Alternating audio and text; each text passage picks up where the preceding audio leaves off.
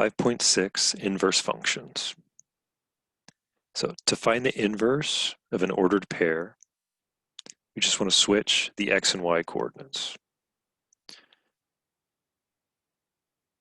So we're going to find the inverse of the function -1, 3, 2, 4.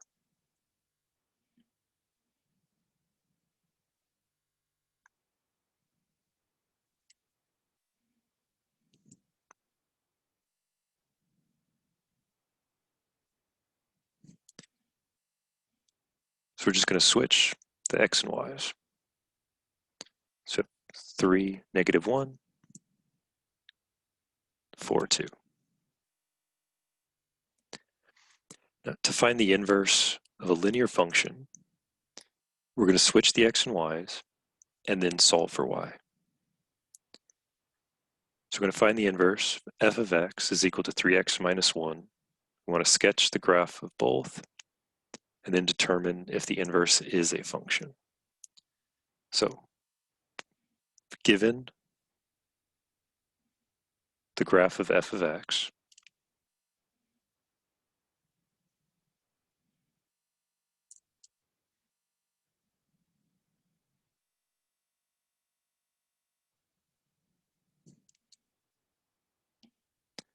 first step, we want to change our notation to y equals. Then we can switch the x and y.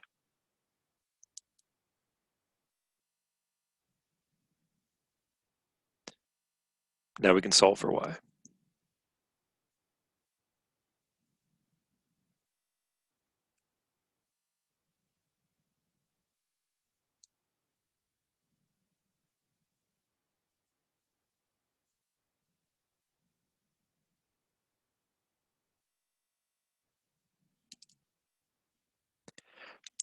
Last step, we want to change it back to function notation. So we're going to change the y into f inverse of x.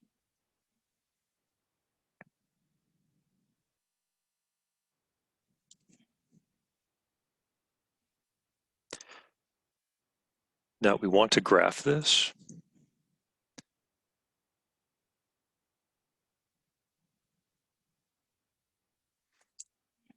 So it might be easier if we change this into slope-intercept form.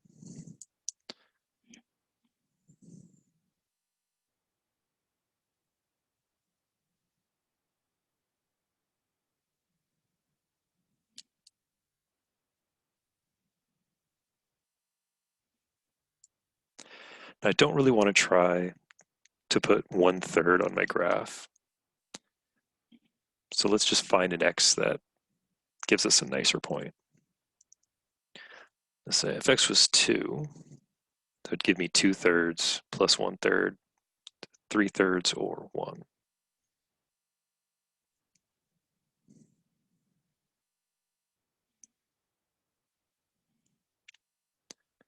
So when x is 2, y is 1, and then we can just use our slope, which our slope was 1/3. So up 1 over 3.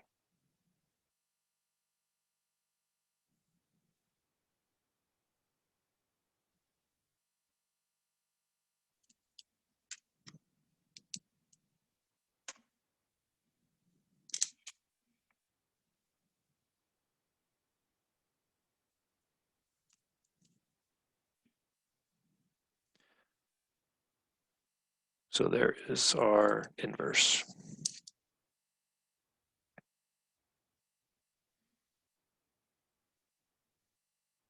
Now the question is the inverse a function? So is this line a function? Yes, it's definitely a function. And the y, we can say it two ways. We could say it passes the vertical line test.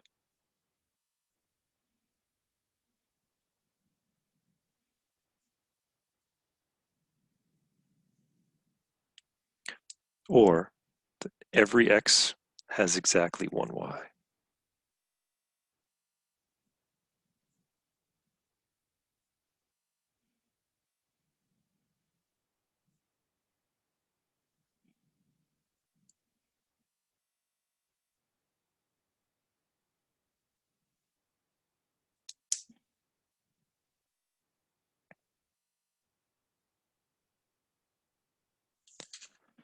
All right, for our next example, we're going to find the inverse of a quadratic function. We're going to solve it the same way. So first step, change function notation to y equals.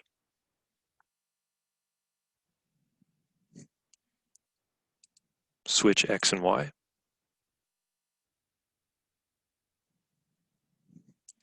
And solve for y.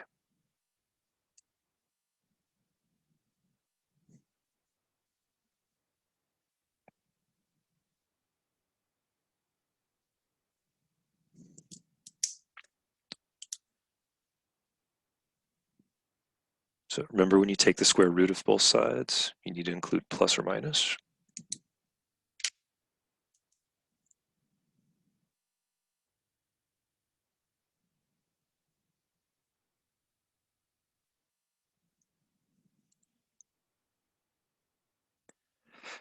Now, before I switch this back to function notation, I'm actually just going to rationalize the denominator here. So I'll do this to the side. So for the square root of x over 2, you can write that as square root of x over square root 2. We can rationalize, multiply by root 2 over root 2. And that will become square root of 2x over 2. So I'm going to say f inverse of x is equal to plus or minus square root 2x over 2.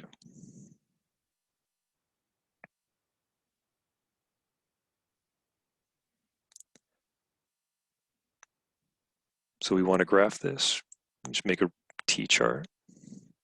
Say, find some x values and find what f inverse of x will be.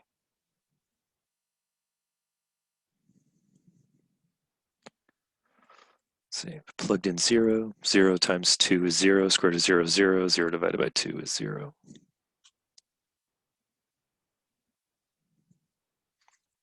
X is 2. 2 times 2 is 4. Square root of 4 is 2. 2 divided by 2 is 1. Remember, we do need that plus or minus. Let's see, 8 seems like a nice value. 8 times 2 is 16. Square root of 16 is 4. 4 divided by 2 is 2. And again, we do need that plus or minus.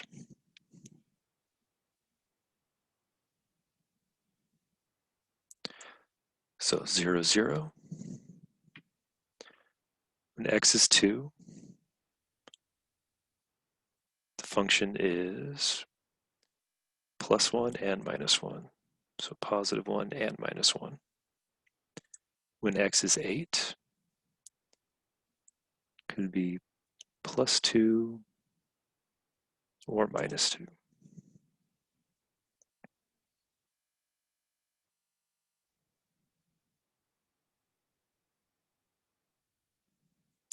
And this is our inverse.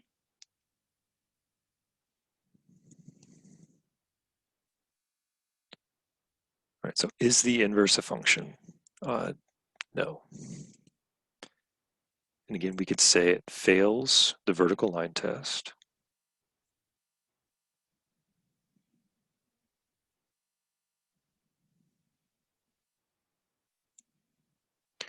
Or we could say that some x values have more than one y.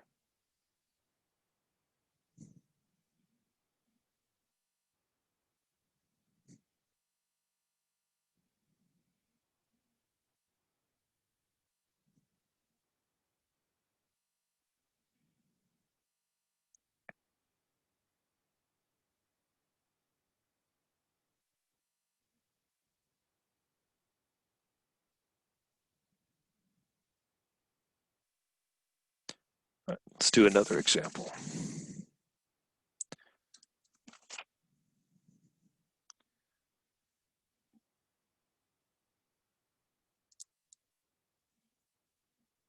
So here we're going to find the inverse of a cubic function.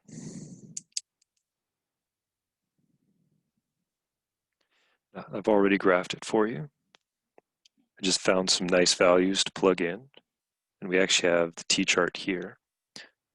So for our function f of x, plug in -1, you get -1, plug in 0, you get 1, plug in 1, you get 3. So again, starting with the function, write it as y equals, switch our x and y,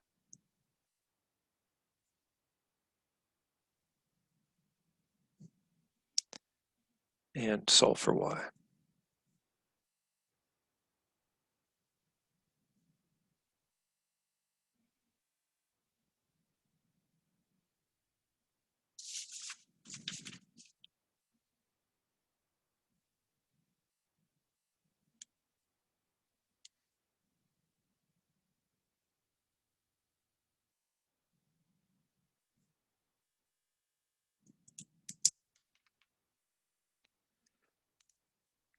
Take the cube root of both sides.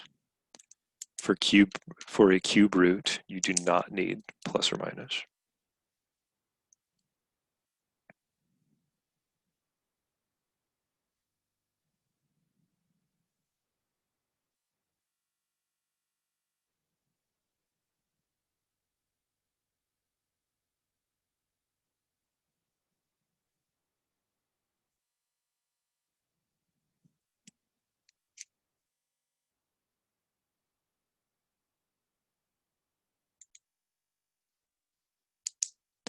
Now again, before I write this back in function notation, I'm going to go ahead and rationalize real quick. So we'll do this separately. Say the cube root of x minus 1 over 2. We can write that as the cube root of x minus 1 over cube root 2. Now, to make that root go away, I need to multiply by something that will have a cube root. So multiply cube root of 4 over 4 over cube root of 4. This will give me the cube root 4 times x minus 1 over the cube root 4 times 2, which is 8. And then we can simplify. The cube root of 8 is 2.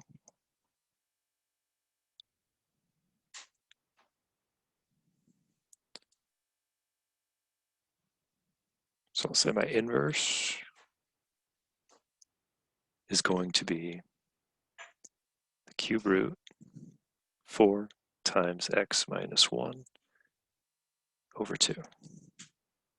And again, it's because the cube root of 8 gives me that 2.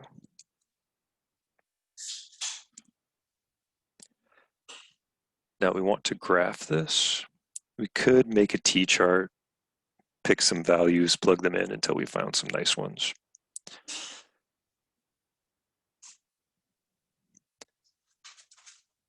But another way to do it is actually go back to that t-chart we have for our original function, our f of x. To sketch the inverse, we just need to switch the x and y values from this table. So -1 gave us -1. We switch the x and y's. Well, we still have -1, -1. So if x is 0, now my y is 0. My y is 1, so now my x is 1. My x and y were 1, 3. Switch them to 3, 1. And this will give me the correct table for my inverse. And we can even plug in our x values here, and they should give us our correct y values.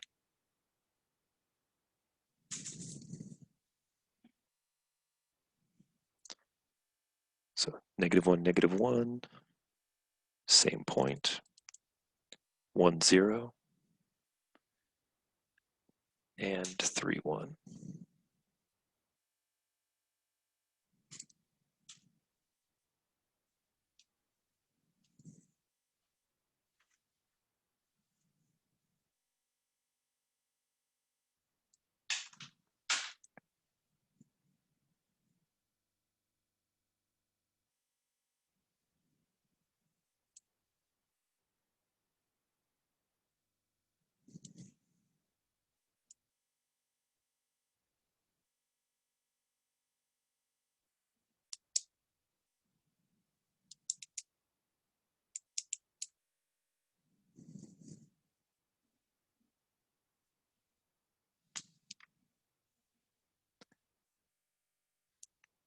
Again, we can ask the question, is the inverse we found a function? In this case, yes, for the same reason. We can say every x has exactly 1 y.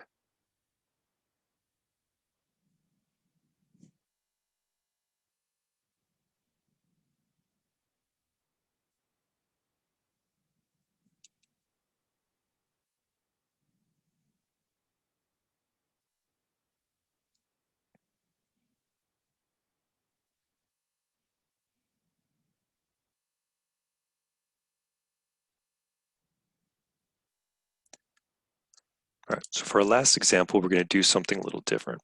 We're going to prove that two functions are inverses. Now, to show that two functions are inverses of each other, we need to show that f composed with g of x will equal x, and g composed with f of x will equal x.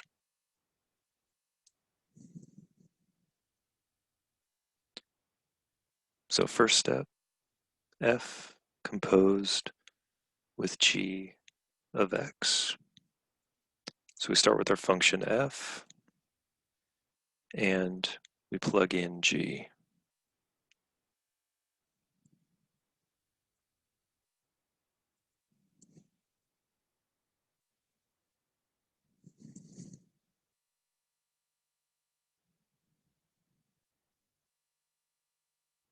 So I can cancel my 3's.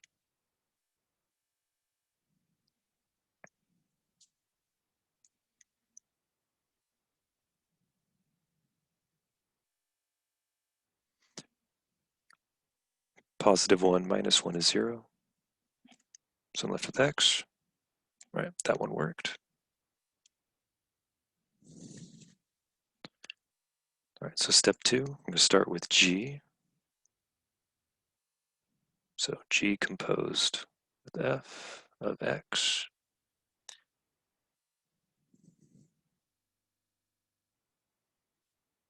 So my function g, and then inside we're going to plug f of x, which is 3x minus 1.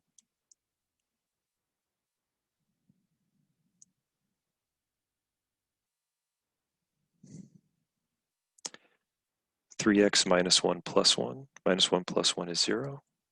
So 3x over 3.